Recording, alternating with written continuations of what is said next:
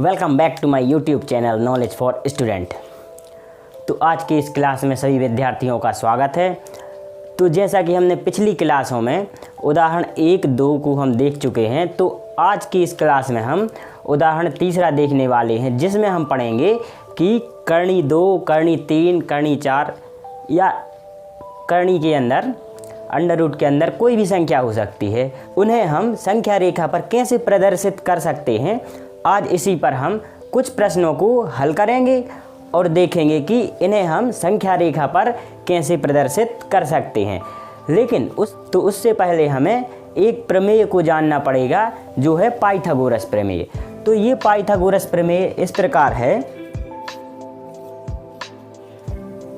जैसे यदि ये कोई समकोण त्रिभुज है, समकोण त्रिभुज वो त्रिभुज कहलाते हैं जिनका एक कोण कितने अंश का होता है, 90 अंश। वे त्रिभुज जिनका एक कोण 90 अंश का होता है उन्हें हम समकोण त्रिभुज कहते हैं। तो इसी प्रकार ये क्या हो गया हमारा आधार, ये लंब और ये कर्ण। तो पाइथागोरस प्रमेय इस प्रकार है कि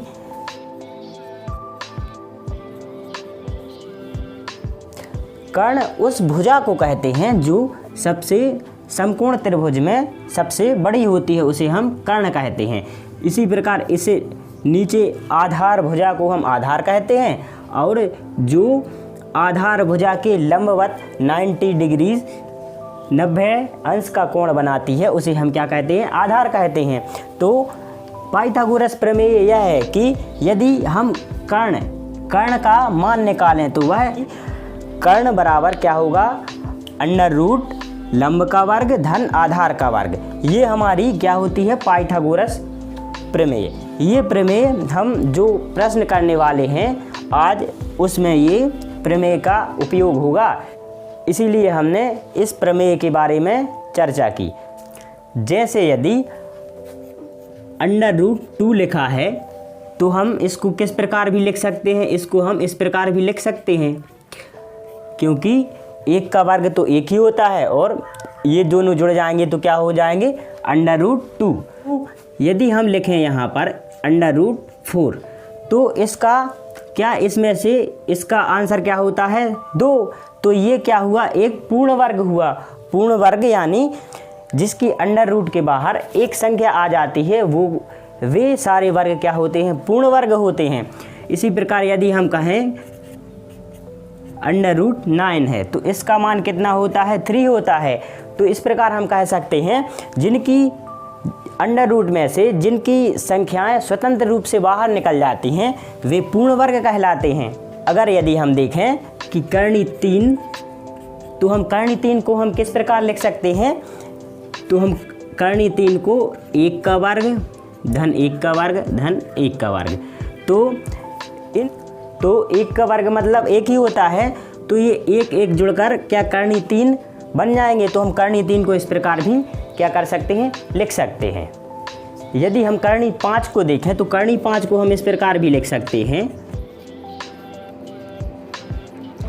तो करनी 5 को हम इस प्रकार लिख सकते हैं सबसे पहले। तो अब ये जो ये 4 है हम इसको इस प्रकार भी लिख सकते हैं, कैसे कि हमारा 2 का वर्ग तो होगा कितना, 4। 2 का वर्ग क्या होता है, 4 होता है। तो हम इनको यदि जोड़ेंगे तो ये 5 ही आएंगे। तो हम करनी अंडर रूट 5 को ऐसा भी लिख सकते हैं कि 2 के ऊपर 2 की घात धन 1, इस प्रकार भी अंडर रूट 5 को लिख सकते हैं। इन सब का यूज़ हमारे आने वाले प्रश्नों में, उदाहरणों में है, इसीलिए हमने इन सारे सवालों को एक बार देखा। तो हम अब फाइनली बढ़ते हैं अपने तीसरे उदाहरण पर। तो चलिए हम उदाहरण तीसरा हल करते हैं। तो उदाहरण तीसरा इस प्रकार है कि हमें संख्या रेखा में अंडर रूट 2 का मान निर्धारित करना है। मतलब करनी 2 को हमें संख्या रेखा पर बताना है कि करनी 2 कहाँ होगा। तो सबसे पहले हम संख्या रेखा बनाएंगे।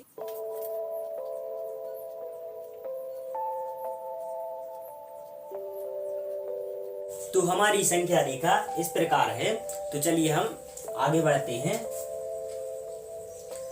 तो हम √2 को इस प्रकार भी लिख सकते हैं, 1 का वर्ग धन 1 का वर्ग, क्योंकि उत्तर तो इसका √2 ही आएगा। तो हम क्या करेंगे, ये जो 0 है इसको हम क्या मानेंगे, ये 0 भी है और इसको हम क्या मानेंगे, O मानेंगे। तो यहाँ से यहाँ तक की दूरी क्या होगी, 1।